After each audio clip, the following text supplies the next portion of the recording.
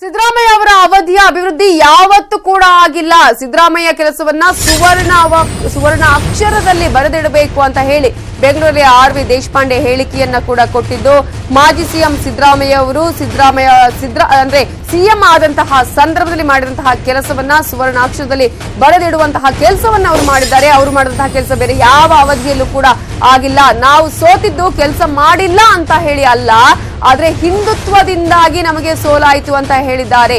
BJP ನಾಯಕ, JD ನಾಯಕ ಕಾಂಗ್ರೆಸ್ ಸೇರ್ಪಡೆಯ ವೇಳೆ ಹೇಳಿಕೆಯನ್ನ ನೀಡಿದ್ದು, ಪಕ್ಷ ಬಲಿಷ್ಠ ಆಗಲಿ ಅಂತ ಜೆಡಿ ನಾಯಕ ಪಕ್ಷಕ್ಕೆ ಬಂದಿದ್ದಾರೆ. ನಾನು ಕಾರವಾರ ಲೋಕಸಭಾ ಅಭ್ಯರ್ಥಿ ಅಂತ ಎಲ್ಲೂ ಹೇಳಿಲ್ಲ, ದಿನೇಶ್ ಗುಂಡೂರಾವ್ ಅವರೇ ಅಭ್ಯರ್ಥಿಯಾಗಲಿ ಅಂತ ಹೇಳಿ ಹೇಳಿಕೆಯನ್ನ ನೀಡಿದ್ದಾರೆ ದೇಶಪಾಂಡೆ.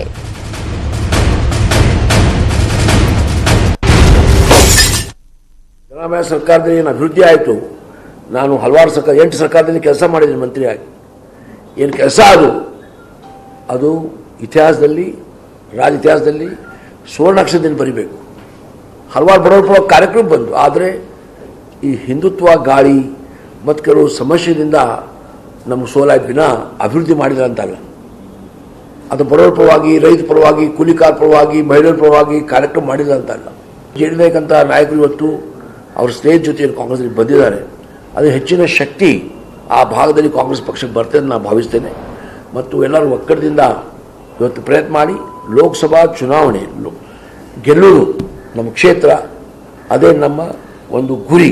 ನಾನು ಕ್ಯಾಂಡಿಡೇಟ್ ಅದೇಂದು ಹೇಳಿಲ್ಲ, ನಾನು ಕ್ಯಾಂಡಿಡೇಟ್ ಆಗಬೇಕಾದ ಯಾರು ಒತ್ತಾಯನೂ ಮಾಡಿಲ್ಲ.